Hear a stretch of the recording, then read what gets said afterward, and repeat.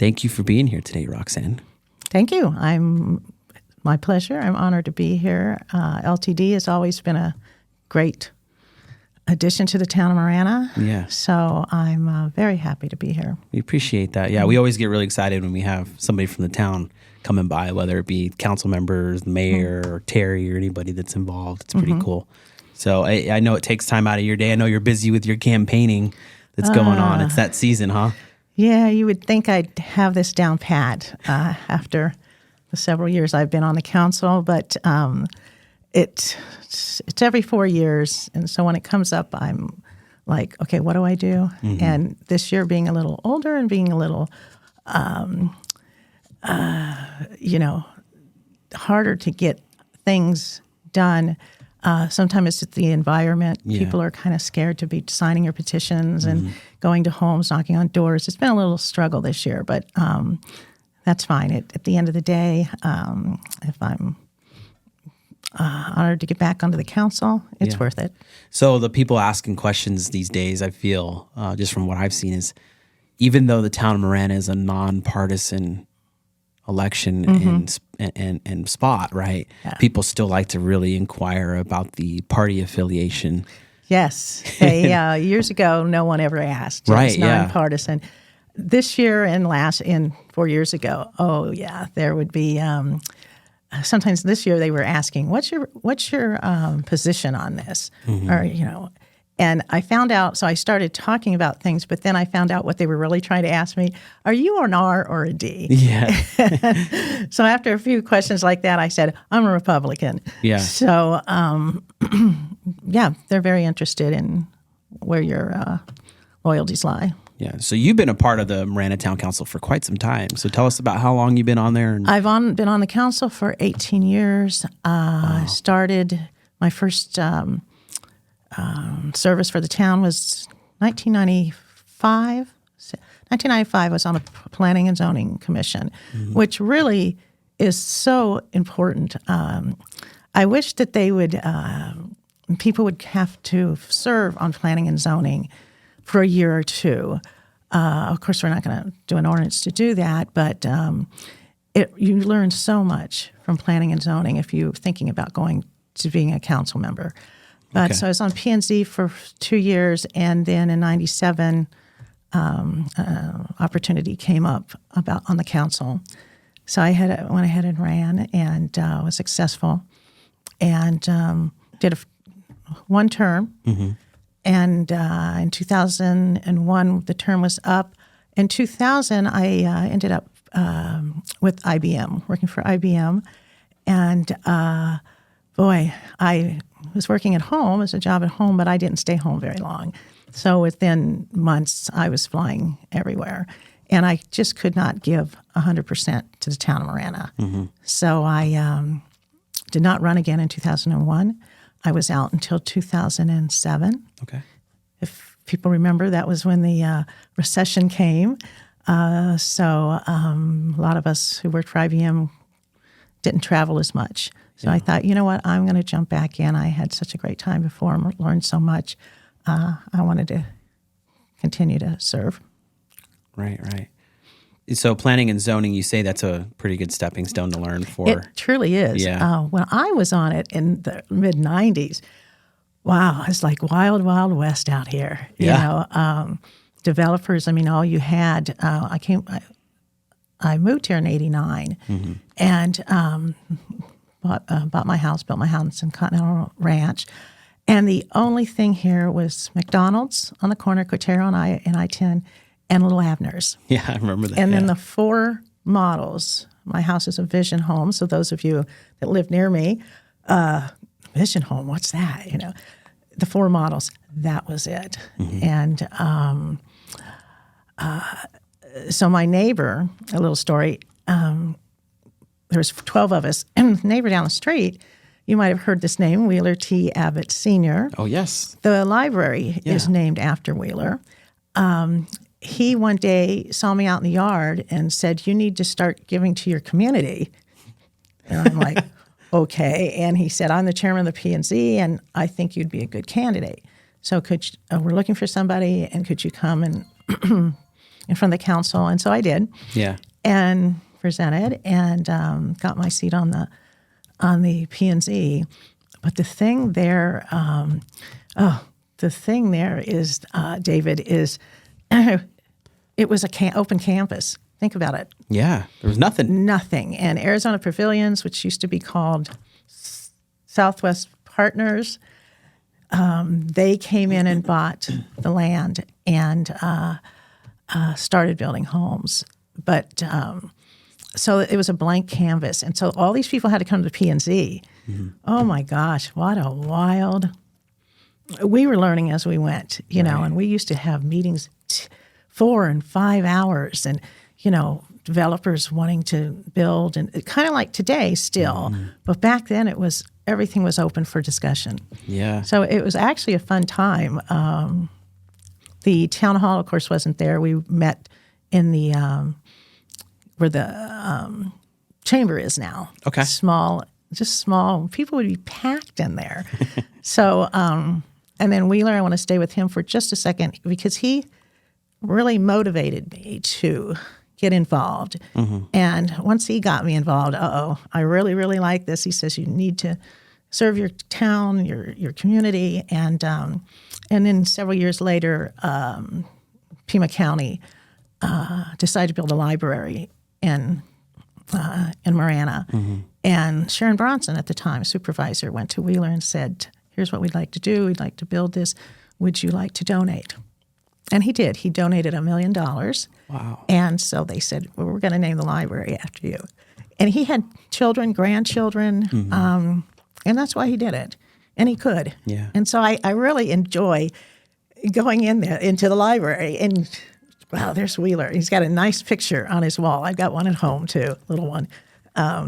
Because they were great neighbors and such advocates for the town of Marana when it was so immature. I don't know about that's not a good word. When it was so small, mm-hmm. they really left their footprint on the town of Marana. That's a really cool story. I frequent that library pretty often with my kids. Yeah, we love it. My daughter loves going into the kids area where they have the play platforms and you can draw and all kinds of other things. It's not just stuck to just books. It's really cool. And the design is beautiful too. Isn't it beautiful? Yeah, I remember when they took us in there for a tour. Yeah. I just go in there to look at, we're by the windows. Mm-hmm. I just go in and go, God, this is a beautiful view. We're trying to just segue into that. I've been trying for the last year to get the hours changed or longer hours. Yes. I had some people from Saguaro Bloom and I think in Gladden Farm, some mothers and fathers saying, you know, it's not even open on Saturday and Sunday. To me, it's just, you got to be kidding. I mean, I know it's not because I go there. I just remember when I was a kid, that's kind of where we, of course, how many years ago was that?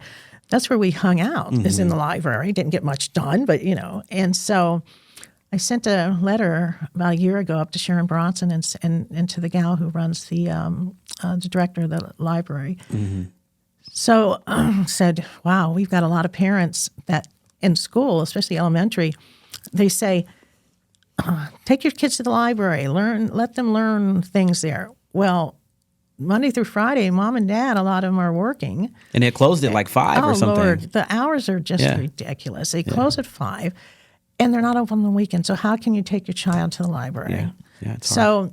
So they did change but not much, but hey, baby steps. 6 p.m.'s better. I mean, baby steps, that's helped us, yeah. They did change some of the days till 6. 6 p.m., I think Wednesday it might be till 7, not sure, but still no Saturdays and Sundays either. Yeah, there's still no on the Saturdays and Sundays. Yeah, so they did change it a little bit. Thank you, Pima County, for that. I'll still keep pushing because I see there's other libraries that actually do stay open on at least Saturday. So yeah, well, we appreciate that. Yeah, so just to confirm, so it's 10 a.m. to 6 p.m. On Thursdays, it's 10 a.m. to 7 p.m. 7, which is cool. Yeah. Friday, 10 a.m. to 5 p.m. And then, of course, the weekends are closed. Monday, it's open until 6 p.m. And Tuesday is also a 7 p.m. day. Is it? Yeah, okay, 10 a.m. to 7 p.m. So, it used to just be 5 all. Till 5, yeah. So that's cool. So, I just like going there and sitting and looking Look out at the some window, magazine. Yeah, there's magazines I don't get. So, I have a lot of these questions. I was drop my tablet. Thanks for saving that.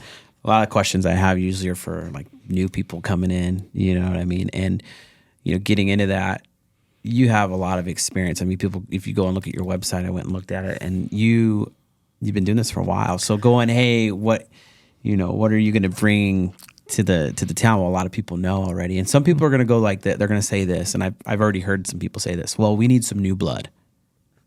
Right? yes. Maybe that Yes. experience is too long, but we need some new blood. So how do you respond to that?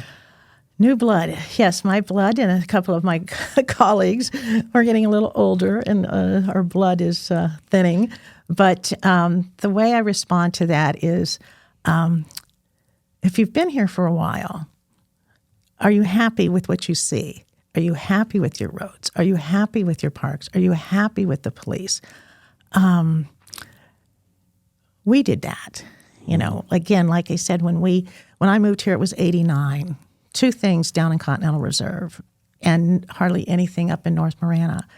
And it's taken a long time. Things like growing and expanding is a slow process. But in the 18 years I look back, I'm happy and proud to say, wow, I had a hand in that. I had a hand in that. We, on our board, there's 3 or 4 of us. It's kind of nice because I can look at the mayor, I can look at Patty, I can look at Herb and go, do you guys remember back when? Who was that person and this and that? And it's nice to have that tribal knowledge and things that we did. And we have those conversations that we can't have with anybody else. Right. And yes, we are very much aware that, and we are a big proponent of younger people. And this, and as a segue into that, this election, we have Melissa Zuppi running. Melissa she just had her birthday, 41, I think. Happy birthday, Melissa. Mom lives in Gladden Farms, I believe. She was born in Marana. I didn't really know her through all these years. I've known John, of course. And Melissa decided to run. And so I got to meet her, and what a ball of fire. What a ton of energy. I'm looking at me going, wow, okay, I thought I was still kind of getting it, but when I, spent some time with her over Founders Day and other things, a ball of energy, and a lot of new ideas. And that's what people want. And so I'm a proponent of new blood. We can always learn from younger people, absolutely. But then on the other hand, I think it's a good thing to keep some of us around for a while. Yeah. Even in business, we get new people in, and then you have to train them, and you have to do this and help them along. But then if I had a business, I think I'd probably look for an experienced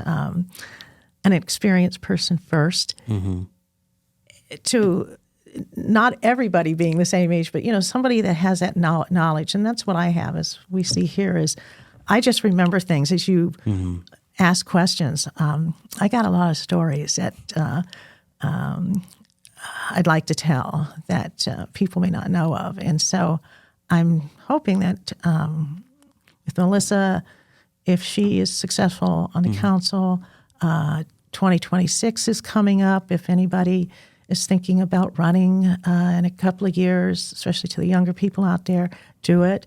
But I would be honored and grateful if I stayed on for at least another 4 years. Yeah. Because we still got a little bit of work to do. But I think for me, it's I just enjoy sharing. Yeah. Sharing everything that I know. Yeah. Well, it's important to mentor in any. Yes, absolutely. Absolutely. Career-filled business, everything. You got to have mentorship. Yeah, there's not a school of council members. No. Again, P&Z is a good start, but it's and communication is a lot to do with what you're. Communication with people is things that you need to do. especially with common sense, there's a lot of things that we do that just don't make sense and to people. But yeah, we're very open to that. Yeah. I know some folks continue to think we're not. Another thing I wanted to I put on my put on Nextdoor. I do a lot of Nextdoor for those who see me. We don't make a lot of money. Yeah. A couple of people said, well, you guys stay in so long because you make all this money. Folks, I'm making $19,900, and that's $19,009 a year. Yeah. My colleagues make the same. I think the mayor is really hauling in the money. He's making $2,200. Wow. So how do you? I mean, 22,000. I'm sorry. I'm talking annually. 19,000. A year. And mayor, like I said, he's flush with cash with the 22,000. How do you bring in new blood with that, though? I'm sorry. I just gotta ask that. I mean, so we talk about the new blood. With that kind of money in the picture, You do. This is public service. Yeah. This is community service. Right. This is being a servant to your residents. It has nothing to do with the money. What I mean is, if you're trying to, if you need more money, okay, let's start with retired. I'm retired, so I have some income coming in. Right. This, to me, the $20,000, I'll take that. That's that's good. But this is not a place where you are going to make money. You don't get people. When I said how much we make, they said, "Yeah, but you get all that, all those perks and all that graft." Okay, let me think about that. I get coffee cups once in a while. Yeah. I get pens. You get a challenge coin every once in a while too. Get a challenge coin, and I got a hat. So it's all to do with public service, giving back. Like Wheeler said to me years ago, you need to give back to your community. And I'm proud to say that the folks on the council right now, every one of them, and it's very unusual to have that, but every one of us want to give back. Where most of us are retired, we've done our 30 years or whatever for work, and we love this community. All of us have been in the community, I'm thinking, a pretty long time. Of course, the Posts have been here forever. The Kais, John Officer, Patty, and I have been here 30 years. So we are giving back. So you are a public servant. And so if you're looking for a full-time job, this is not it. But if you want something very rewarding, at the end of the day, when you've done a lot of things and you look back, that I do, it's a wonderful place to be. It's great that you covered that it's public service. It's public right? You service. have to get into, if you're joining anything in regards to the public service sector, remember what it is, and it's public service. You're giving back to the public every day, even if you do have a title and a job and you're getting paid. Like if you work for the public works in the town or something else, right? Like I used to work for the town. Like it's not just, I'll do it sometimes. Like you have to give back. It's public service. You actually work for the residents. Right? And it's unfortunate people kind of get that confused. The hierarchy. And some people, the hierarchy, when I put up an org chart, and sometimes we need to be reminded, is the residents. We're at the top of the chart. Yeah. Residents, town council, and then comes town manager, Terry, and then all of his folks. And staying with that, it wasn't hard for me to do the public service because, and I'll bring up a little bit of my background. I come from an Air Force family. So I've got 5 generations of Air Force. Dad, my dad, my father-in-law, my husband at the time, my son, and now my grandson serves in the Air Force. He's in Travis Air Force Base in California. Hi, Jeff. Hi, Donovan. So my dad taught us at a pretty young age. We lived on Air Force bases for 22 years, I guess, is where I lived for 22 years. And, it's God, country, and family. And it's, you give back. You just need to give back. Yeah. So we kind of got that mentoring with parents all through our life, and it just carried on with me. Yeah. And when I went to school, my major was in government relations and politics. Well, I never thought I'd use the politics part of that. It was government relations because I did government contracts for 15 years before joining IBM.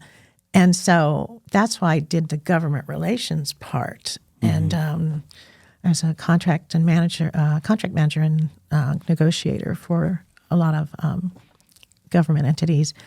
But the politics part, I didn't really think much of. But I enjoyed it. I always enjoyed politics. And then when I got over here and Wheeler caught me out there pulling weeds one day, you need to give back.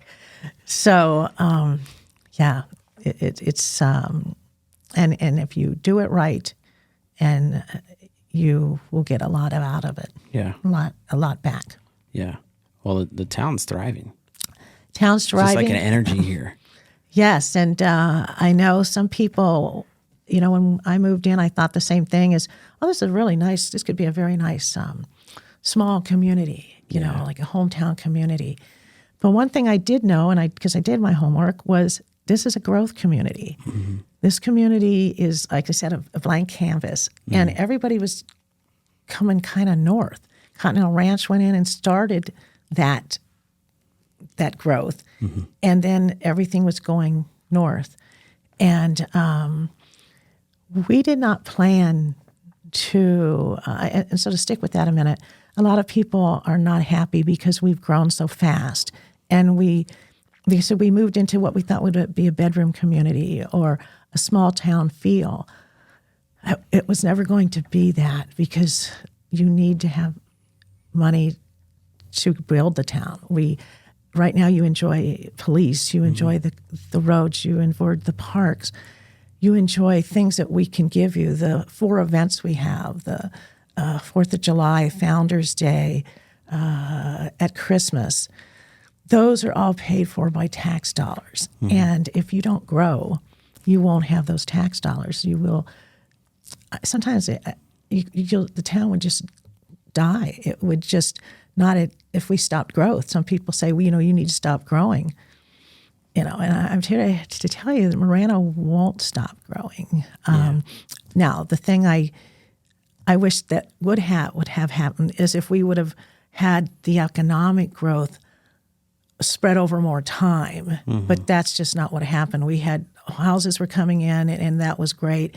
Recession hurt us and everybody in 2007, 2008.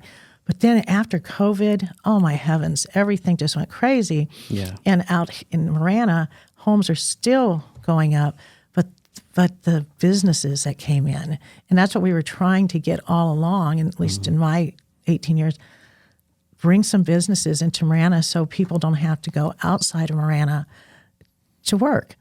And we just couldn't attract them. Yeah. And then over a certain period of time. And then after COVID, oh my heavens, people had money. Here comes the Flint development. Here comes Amazon.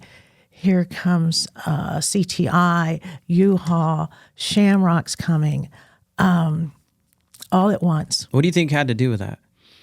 I just think it was the money. It was money. I mean, it's always the money. Yeah. But I think COVID had a lot to do with it. Mm-hmm. Everybody was in home, and then afterwards, the market went. The market was better. People just in business had some money to spend, and they saw Marana going, "Wow, there's not much going on up there. Let's go look." Mm-hmm. And we just kept getting people coming to town, and more, asking for permits. It was insane there for the last 3 years. Do I wish it was spread over a longer period of time? Yes, because people just think that now we just want nothing but businesses in there because of all this money. That's not what it's about. It's about getting businesses in, keeping the jobs in Marana. Yeah, we'll make some sales tax on that. We'll make some construction sales tax when they build in Marana. But it's for the residents. It's what we need up here to keep Marana relevant and alive. Do I wish it was slower? I do. And I thought it would always be that way. But I think, and I understand people go, man, I look around, there's all of a sudden everything at once. So we're saying that, I still think it's up here in your mind that we're still a small town feel. I think it has to do with the people, the residents. We still treat each other as individuals who we love to serve, and we don't get into the chaos. Sometimes you see down in the town, city of Tucson, or the Board of Supervisors, we just thankfully don't have to go that far. Yeah. We don't have to, and I think nonpartisan races, one of the reasons we don't have districts, we don't have wards. I think that helps because we're not competing against each other, the council. We certainly have our own opinions, and those have watched. That's important, though. Oh, it is important. You have to. Because sometimes, you don't want the group think coming, and it's usually me. I'm usually the naughty one. Everybody knows I'm the naughty one. The naughty one. Yeah. Well, contention's important. We talk about it here all the time. Contention's important. It seems like I bring up things a little differently than than others. But one thing, David, is at the end of the day or at the end of the meeting, people have watched or heard, we may get upset with each other. We have study sessions. Those get a little, I'm not even going to say contentious. We're just trying to do the best for the community. But we walk out of the town hall or meeting, and it stays over there. It stays at the town hall. Right. And we can walk out. Hey, you want to go get a hamburger, Rox? Yeah, let's go. And I've just ripped somebody, which people know sometimes. Shame on me, but we just don't hold that. Yeah. You just can't. Is that out of passion? I think so. Yeah. I love the word passion. Thank you for saying passion, because I've been called other things. I can't say it on the radio here. You can actually say whatever you want, but it's probably not a good professional move. We're not regulated by the FCC. Did you know that? Well, you know what? I'm sure people. Yeah, that's true. Just messing Well, I around. think people know the word I'm thinking of. But I like to be called passion. Yeah. I have thank you for bringing that up. I have a lot of passion for this town. I didn't think about that when I moved here. Yeah. I just came here, found this area that was further away from towns. At the time, I was working in Oro Valley. So I drove to Oro Valley every day from Continental Ranch. And I said, I want somewhere out. Well, she put me way out. Nothing there.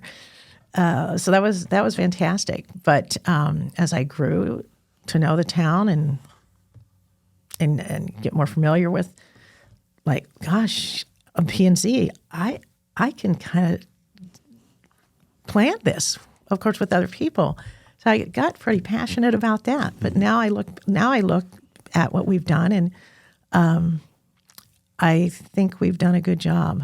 I am on Nextdoor a lot, only answering those questions that are reasonable. Some people put a lot of stuff on, and I won't touch that. I can't do Nextdoor. No, yeah, That's nobody just wants a to do it. Echo chamber of just. Yeah, my colleagues say you shouldn't do that, but no, I think I should, and I do. But I only go after. When I say go after, that's not right. I only correct, or it's not even correct people when there's something that's just not right. They say something like, It's got to be addressed. Yes, it has.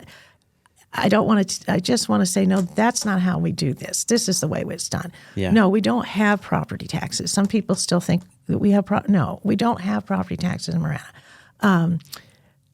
What's the other thing that they're always saying?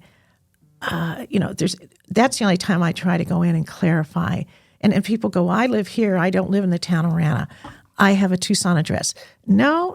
If you're in Continental Ranch, or you are in the town of Marana, those are the things that I address. And I do get, when most of the times I get some nice responses. Thank you, Roxanne. Thank you, Roxanne. I have a group page called Marana Rocks. That's another one that I invite people to.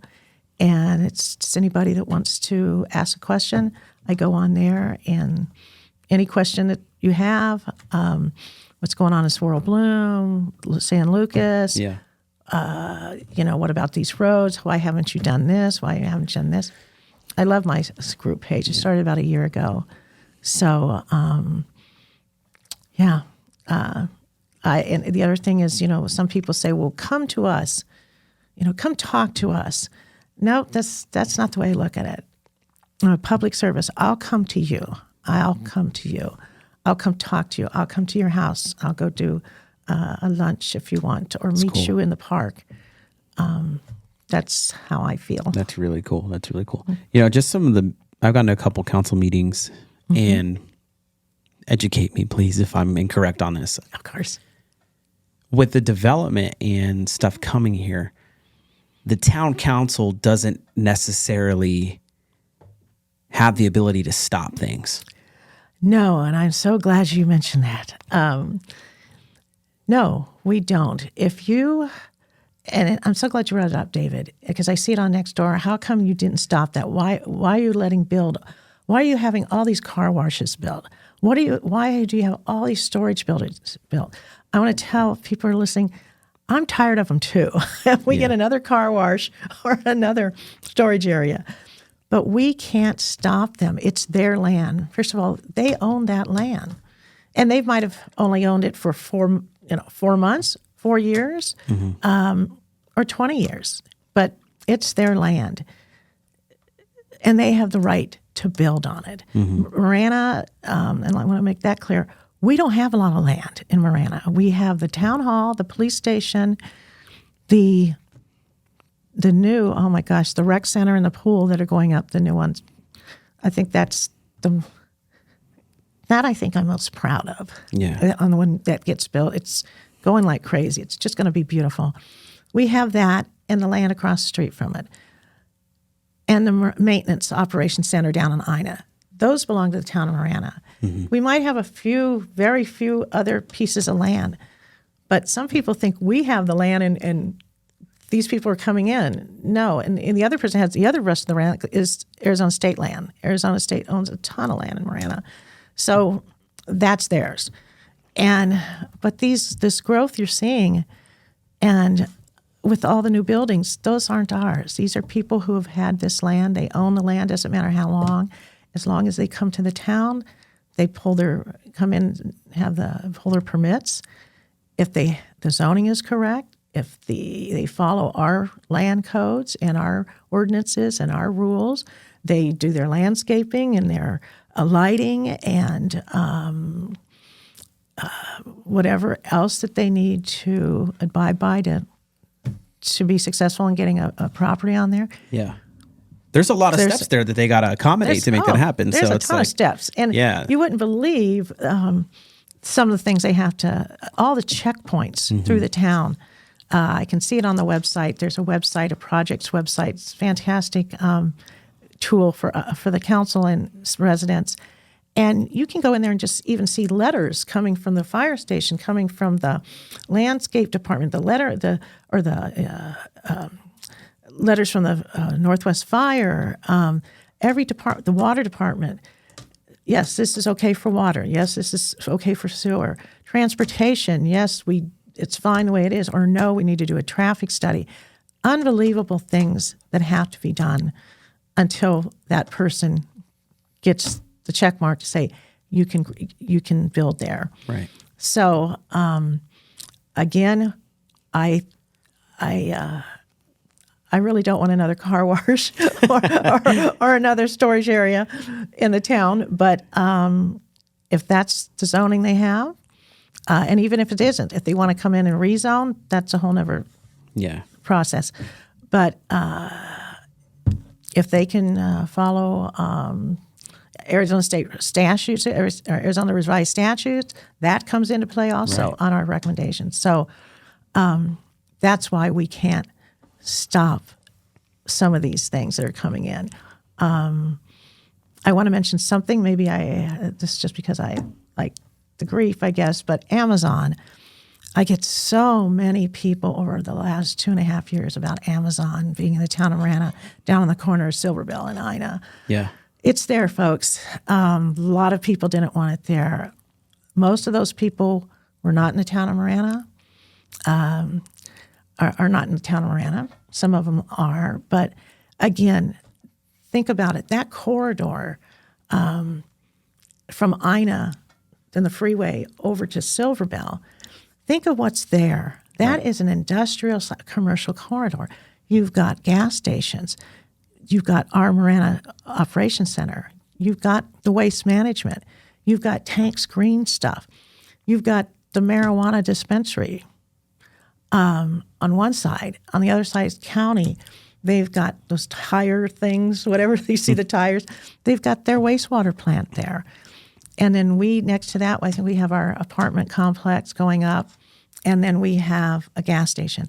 That whole corridor is commercial. And so the corners down there at Ina and Silverbell have all been zoned commercial for many, many, many years. At least the 20-some years I've known. Yeah. And so when Amazon came in, they didn't have to come to the town council. They came in, they pulled their permits. And just like I had said earlier, we couldn't stop that. So they built their building, and I know a lot of neighbors, they didn't like the colors, but that's their trademark. We have others in the town, they have trademarks. U-Haul is orange. McDonald's has the arches that are yellow. Do I wish we could have gone with a desert colored? I think folks, yeah, but it's there. And again, if we had tried to stop them, and I don't even know how we would have been sued. People say, oh, no, we will get sued. I mean, And who has to foot that bill? That's the Met residents. Yeah. So I'm not apologizing for it. I just want people, I think once they understand why we couldn't just say, no, we don't want Amazon there. It's ugly. It's too big. Some sites, view sheds might have been interrupted. That's just, you have to do some homework and say, hey, if I've built here, what's going to be built over there in that empty land? When I built my house, I knew exactly what was around me. Yeah, that's your responsibility as a homeowner. Yes, I knew I was in a master plan community. You don't pay for the views. I'm sorry, like when you go and buy a house, no, it's not. Oh, that's a guaranteed thing, unless perhaps you have either a wash behind you, which is not going to get built in, or other houses, right? Like it's something you should be looking into. Yes, when I built in Continental Ranch, I wanted to build. Not where I built, but I built on a corner, which I like. It's bigger. But I wanted to really build it across the street up against a wash, because when I looked at the plan, there's a wash, which will never be built. Nothing can be built in a wash. And then beyond that is a park.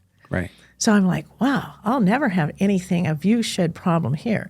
Couldn't afford those. They were at that time, those were about $10,000 more. And it was kind of protect your view, but you have to be careful because people will pay. So they did do it in Continental Ranch a little bit, and then up in Dove Mountain too. I know they charge for views, and I would say, man, unless you're sitting on 3 acres up there and you're high up, don't pay all that money because we can't control what's going to be built outside of Marana. That's great insight. Yeah. Yeah, and again, when you're building and you're on an acre, I love being on acre land, and a lot of county folks are, and they look down into Marana, especially where Amazon's built. Those are commercial corners, and you have to ask yourself, one day something's going to be built there. I'm not, and some days, like on those 4 corners I just talked about, those things have been empty for as long as I've been here. And then here recently, we, of course, got the Amazon, we got the gas station. Now on the the northwest corner is a building that's just starting. It's the Child Protective Department of Child Services is building a 1-story building there, and that's what's going there. Okay. Yeah, that's what's going up there. Okay. And I actually know the gentleman who owns that land, and he's held on to that. I've known him since the early 90s. So he's held on to the land, and a lot of people have until whatever their personal situation is. Then, because I said, "Oh, you're starting to sell some land there, are you?" And so I'm sorry to belabor that, but it really is something that I've put on Nextdoor to say, no, Marana has very little land, and we have to follow, our codes, Arizona revised statutes, every other thing that we regulate. Yeah.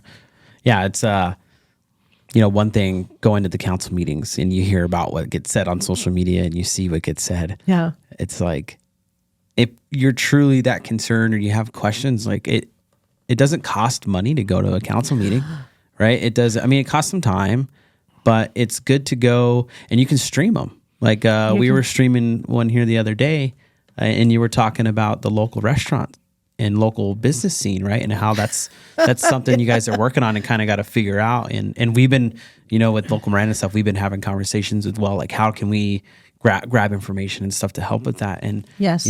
So like just being able to see that online, like it's not hard to go and watch the meetings and to get some better point, information. 2 points, restaurants. And the other point was the streaming and getting people to a council meeting. I have tried for almost 18 years to get people to a council meeting, just one a month. Yeah. We only have, it's the first and third Tuesdays of the month. If you could just make one, or maybe every other month, because then a lot of the stuff, you can come up and talk to us. We're very, we love to talk to people. I see new people that come in the door. I go up, thanks for coming. I don't know what to do if anybody's listening and they have an idea to get more people to a council meeting. And it's just tough. But if you're watching, if you're streaming it, that's fine too. Because you just start learning instead of, oh, I know that because I heard it from the council, or you know what I mean? And we've got such a huge website now and there's so much on it, but I don't know how many people visit our website on a day, on a weekly event for them to go to the website and look. I doubt that there's a ton of them, but there's so much going on that just coming to a meeting and even engaging with us and talking to us is great. Yeah. And restaurants, we brought it up last night. Terry Rosema, our town manager, he sent out, I had asked him to give us an update last time we were on council. He sent out an email about update of the restaurants. Bottom line is, no, we don't have a new restaurant. And we've been trying to get one for I don't know how long. I mean the sit-down restaurants with the kid, with your family. And you're talking about just an establishment period, whether it's a chain or, because here's what we've learned. Yeah. Okay, so I'll let you know. In conversations we've had is there's not enough doors in the town yet to accommodate the economic. Doors, okay, when you say doors, are you talking about rooftops? Houses. Residential. Yeah, sorry. Rooftops. Yeah. Rooftops. Yeah, rooftops. Is that okay? Doors. Okay. We're your media. See, it's rooftops. Rooftops. Okay. That's why I was thinking doors. Sorry. No, David. That's what you get when you ask an investor. They say doors. Oh, do they say doors? Did not know that. Okay. But the conversation was that there's not enough rooftops yet to accommodate the economic sustainability of local establishments to succeed. And you're talking restaurants. Yes. Because that's actually one of the hardest businesses to get in with, and it has one of the lowest profit margins. I mean, you're running probably, most of them are in the single digit percentage on their profit margins. I agree. I mean, I agree that a lot of them, that's a huge... It's a hard thing to tackle. I mean, I think from everybody. It is a hard thing to tackle. Yeah. The rooftops, though, I mean... You got to be kidding. I mean, it's weird to me too, but but in the scope of things, you think about it like. Well, when I moved into Continental Ranch, I look back then, we had nothing. Yeah. So when I went to Coral Valley to work, I'd stop at fries there in Thornydale and get stuff. I'd stop wherever I needed that area. Well, near here, where we're at now, up the street, I guess. That's where I got all my stuff. Because you get, once you got out to Continental Ranch, unless you're going to Little Abner's or McDonald's, right, you're not doing anything out there. And so it took forever, it seemed like, to get a bank, to get the fries, to get anything to come out there. And you're absolutely right. It was rooftops. And thank goodness in 1992, I think I moved in 89, 90, maybe 91 is when things really took off. But even after that, we had to have at least 1,000 plus rooftops until we saw anybody wanting to come to Marana. And then half the people go, where's Marana? But I don't know. When I look up at North Marana now, oh my heavens. I mean, there's 8,000, and Dove Mountain, there's 8,000 homes up there right now. There's San Lucas, there's Gladden Farms is just kicking, I can't say that word, kicking butt out there, Yeah. I struggle just a little bit. And then, of course, we've got all the new development coming in, the businesses, people going to work there. They need a place to eat. Right. And, of course, Continental Ranch and Continental Reserve, Sunflower. I have a hard time thinking it's the rooftops. Yeah. Well, I've heard something else, too. It's the so for, let's say, a local mom and pop decides that they want to put something up in let's say, Gladden Farms, for instance. Yeah. But they'd have to build that building and or lease it from one of these new developments. And they'd probably have to install the kitchen and all kinds of other things that are not accounted for in that, right? So what I've heard is, people that are part of like the local Marana thing and stuff is they'll say, well, we want to, but the expense to get there is significant, as opposed to if something else goes there first and moves out and leaves that stuff behind, then we can move into it a lot easier. Yes. Because it's already there. We don't have to spend as much money to get open. Like, they're talking to millions of dollars just to even get open. No, David, you're absolutely right. That I would agree with is the mom and pops, which a lot of those, I see them coming into Tucson, but there's already a place there for them. Right. Yeah. And the small business, there's a place there. Yes, we have right now, okay, I think Boston's, of course, this building is gone, or not gone, I'm sorry. Boston's has moved out. There's a restaurant, so there's a kitchen. So hopefully we can get some new restaurant in there. But you're right, is the chains can afford that. Oregano's, Olive Garden, they can afford that. But the smaller mom and pop where you get a lot of good food, I agree. They cannot come up and start doing a brick and mortar building. Yeah. We're hoping, and you know what, before I forget, I think I'll put it on my website, Terry did send out, Terry Rosemar did send out a very, it's kind of a long article, but it explains a lot of stuff that they're working on and how it's been a challenge. Yeah. To get something into Marana. Maybe I'll put it on my website, and people should read that so you can see people are working. The restaurant recruitment team, they are out there working and pushing and taking part in meetings, and so we are the town, along with the chamber and gentleman who. For the Simon Properties, the mall. He's on that team too. So they are really trying. But I'm just so frustrated. And I know a lot of other people, when I've been out canvassing and stuff, and going, talking to people, restaurant, where, so. Where's it at? But you're right. Yeah. I mean, the other thing is too, a lot of people say, if we put a restaurant up there, we have one down here, but our folks don't have transportation up to Marana because they don't have a car. They'd have to take a bus. Well, of course, we don't have a complete bus line to Marana. But it has been a challenge. I would encourage people to if I put on my website, to read that and see all the touch points that you have, that they've gone through. Okay. But yeah, it's, I feel really, and one other thing is, if you are out there and you do have some money burn in your pocket, I would burning in your pocket. If you go by Cracker Barrel or Roadhouse, Chili's, oh my heavens, every day of the week, those people are packed. You're right. So I just think about, man, if you put a restaurant over by the mall, or or build one, you would be banking some money, because people would be so and reasonable prices, great food. People would be coming to that restaurant in a heartbeat. Yeah. But yeah.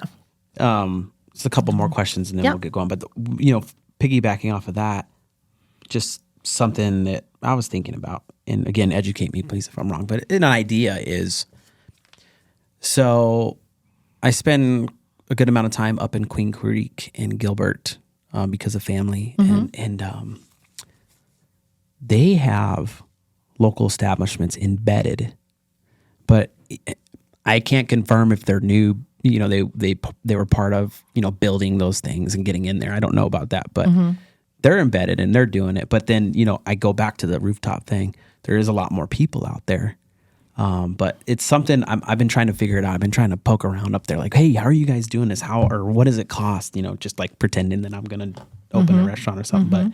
But here, like, what if there was? And this is a what if. People hate what I don't even like what ifs, but I'm just thinking here. Like a food truck area that was like a committed spot that was available for food trucks to be at on a consistent basis. Because I know they do like the roundups every now and then, like Gladden Farms. I'll see like, hey, we're doing our food truck roundup here, and I'll see mainly Gladden Farms, and sometimes a school will do it, right? Like, hey, you can have it. Like, what if there was like a spot that was like a dedicated area for like these local? Because a lot of the local places now I'm noticing are adding on a food truck to their brick and mortar so they can go out to spots. So that would be nice to either come here or there. Yeah. Yeah, the food trucks. I know there's a lot of health stuff to deal with that, but. It is. And even in Continental Ranch, we did a food truck roundup, I think it was called. I don't know why it just wasn't that successful. There wasn't, yeah. And now I'm just talking about the one in Continental Ranch. It just seems like we tried it a couple of times. Right. People came, but I don't think enough to sustain, the 4, 5, 6 trucks that were out there. Okay. It was near the park. I thought it was a great venue to come and kids can play in the park. But I don't know why that didn't work.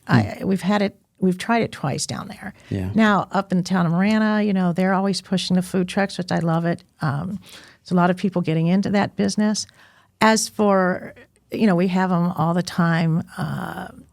Sometimes we have them come for our employees for Employee Appreciation Day. And they have other times they said, hey, the food trucks are coming.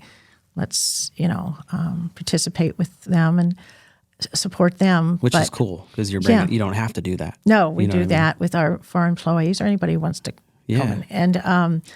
And I do see Gladden Farm has them come in at certain times, but it's not the answer to, and I like, there's some really good food on those food trucks. Yeah, absolutely. But again, it's not the answer to just a sit-down restaurant to take your family, friends to. Right. And I support the food trucks 100%.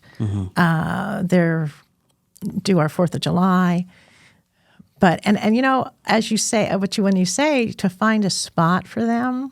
I know there's not a lot of room left. I was thinking about, I hope the vice mayor's listening. Maybe he can put some in the pumpkin patch some days and say, come out to the pumpkin patch. Yeah. You know how that area is. Yeah, I know they do on certain events for sure. They do. I've seen because I've bought some good food out there. Yes, they do pull them in when he has events. But I'm thinking just for like you said, a place to go.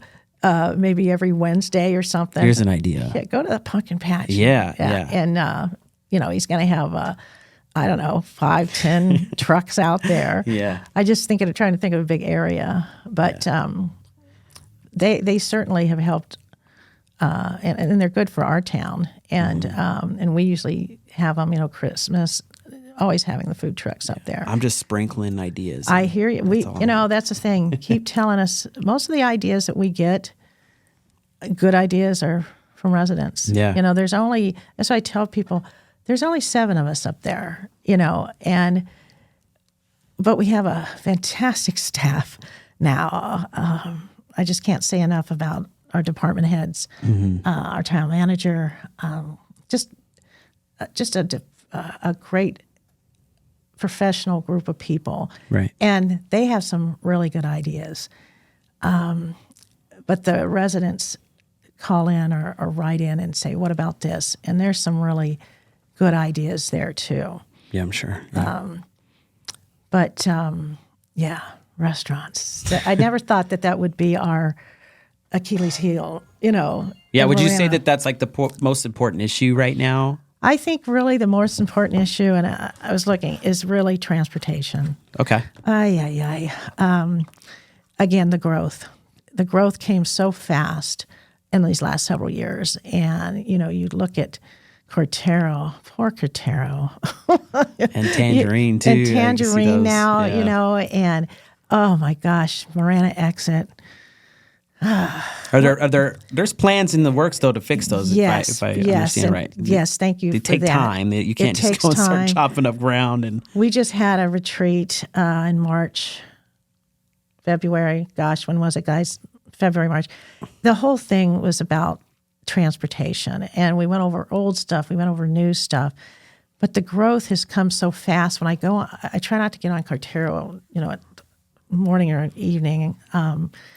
But it's people just can't get places without running into traffic. Of course, evening and morning and evening is rush hour. But even during the day, it's just crazy how much traffic there is because there's such growth now. Mm-hmm. So, yes, the good thing is we have looked at this many, many times on what we're going to do. There are plans in place to help the people coming off of Marana. I mean, you remember that song, 50 Ways to Lose Your Lover or something? It's like at the Marana exit, 7 ways you could get killed up there. I shouldn't say that, but I'm going to. There's just 7 or 8, I sat there and counted them one day, of all the different rights, lefts, going straights, getting down the frontage road. It's definitely an uncomfortable area for sure. It's a very uncomfortable area. And back in the fall. day, it wasn't that big of an issue because there wasn't much traffic. But now that you have all these houses and yes, now we have all the houses. Businesses. And then, we've got San Lucas. San Lucas over here and their friends and Adonis. And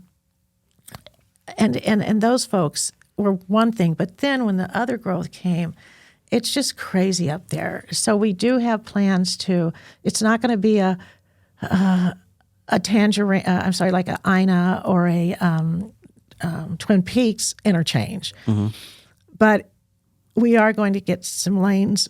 More. It's.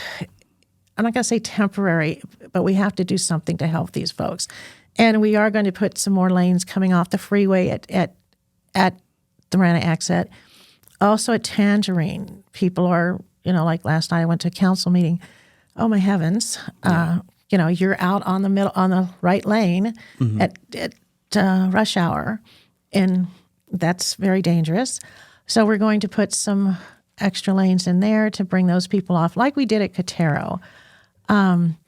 Right now, and at the retreat, it was just overwhelming almost how much money is required for these things. Well, you have to coordinate with ADOT and the railroad, right, to make this kind of stuff happen. Like it's not like you guys can just go and walk in there and. No, ADOT. The good thing is we are number 1 on their list for Cortero. Oh, that's great. Yeah. For Cortero, and to me, the problem with that though, and I just can't get into it, but that's a $200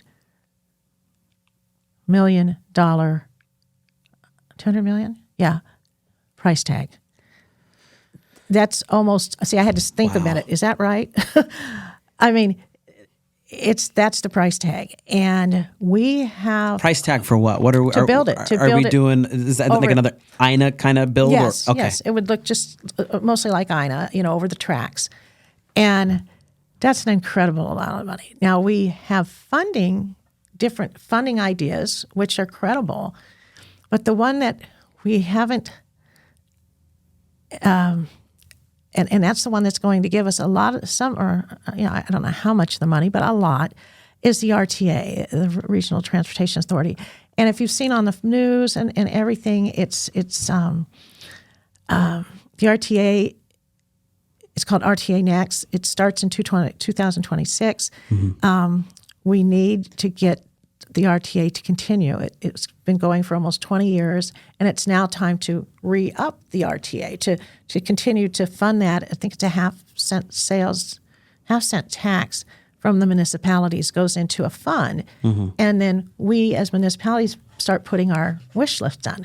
We'd like to have that money used in conjunction with others that we find at Cretero or here. We have a priority list we give them. Right. So.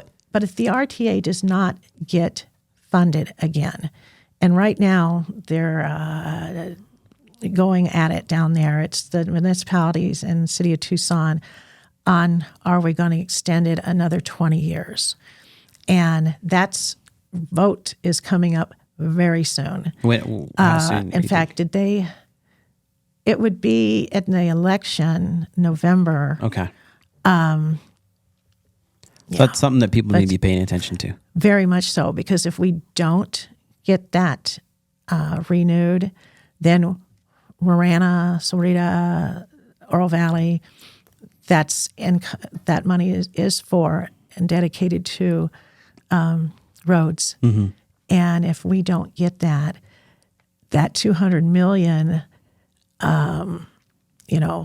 we've got probably 3/4 of it identified.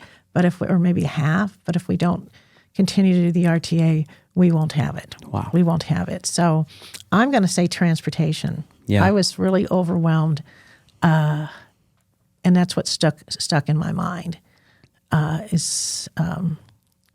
we need to help. We need to somehow get these people where they're going to go safely. Yeah. And, transportation. Thanks for sharing that. Okay, we're towards the end, so I got to ask this last question. Yes. Okay. Why re-elect Roxanne Ziegler? I think. Look at my history. Mm-hmm. Look at my history. I've been passionate about Marana, starting in the early '90s. I've served the community, like I said, when Wheeler Taft Abbott pulled me off the yard and said, you need to help with the community and help drive it. So I've been involved for almost 18 years. I am experienced on this. The other two people running are not. New blood is fine. I'm all for that. But because when I joined, mm-hmm. David, when you get elected to the council, I don't care what anybody says, for the first 4 years, all you're doing is learning how to make a motion, learn people's names, find the bathrooms, because you're so overwhelmed. Yeah. So it takes a while to get to the point that I'd like to think I'm at, that I have stories to share and all this experience. I would like to carry that on for another 4 years. People, if you go to my website, I was very, very honored, so humbled to read some four people who wrote in endorsements. Okay, yeah. Oh, I loved them because they all said the same thing. Every one of them said the same thing, that you've listened, you communicate, you help, you solve the problem. You don't leave us hanging. If you don't know it, you find somebody who knows it. I couldn't even say it as well as they do. Yeah. I mean, if people went to the website and looked at what those folks said. Yeah, they're friends of mine. I didn't write it. Some people, no. And I want to thank those 4 people who did, because that's what I want people to remember and know, that I'm still so passionate about this town and the experience I have. I think you'd want that. And looking around, like I said earlier, and I hope it didn't come off too crass about that, I helped build everything you see right now. I didn't build it, but as a council, we approved it. We looked at the plans. This is what we do. And it's nice to go and say, wow, that looks great. That looks great. Nice. Like you said, the rec center and the pool, I think for me is just going to be the premier thing. And the reason I say that was driven by the residents. On our general plan and strategic plans, when we'd have public input, residents over and over, a rec center. And when we got over 50,000 people, we started thinking about a rec center and starting to do some plans and rec center. So that was driven by the community. And we went up and looked at ideas up in Phoenix at a rec center. I think it was Goodyear. And we really liked theirs. And they gave us some, and theirs is pretty new, 2 years, I think. And they brought us in, we did a tour, and they said, just make it a little bigger, even though ours is bigger than theirs. They said, make it bigger. And it gets the kids out of the heat, the seniors out of the heat, people out of the heat. Those are the things that I can look around and say, I did that. I helped do that. Dove Mountain, I just wanted to say a few seconds from that. Dove Mountain in 1994-5, David Meal and his company, Cottonwood at the time, brought four of us council members, myself, her, Patty, and I think the mayor, in a Jeep up to the stone house that's still there. Yeah. And there was nothing but cactuses, saguaros, and not a building to be found. And David said something like, I have a dream. And he says, here's what I'd like to do. He had his plans, and we looked at that Dove Mountain and said, wow, this is going to be a premier place for people to come. And so that was how many years ago? Look at it now. And it's beautiful up there. And the Tortolito Preserve, I know people have thought that we were going to build on that. And I just want people to know we don't own it. We lease it. And the reason we lease it is to mitigate the pygmy owl, when the pygmy owl was stopping growth for almost 3 years. So we purchased that 2,400 acres. And as a town, we can't, it's not ours. It belongs to state land. So we are not going to, I'm just talking about the council you have now, we are not going to build on the preserve. It's a preserve. And I think some people in Dove Mountain had gotten that idea. Yeah. And no, it's beautiful. We've just finished doing some improvements up there. And I looked at Dove Mountain and the preserve, and, that was something that I have witnessed from standing by the stone house to now, and it's still beautiful. Even, with the development, the beautiful land, it was hard to say, wow, there go the cactuses. But you know what? The Cottonwood property did just a fantastic job. That was done by our council and continues to be one of our top priorities, like all our residents, all our neighborhoods are. So I think I have a pretty good background from when I started in the early 90s. I'm still pretty crusty, and I'm still pretty passionate, I'll say, about things and speak my mind.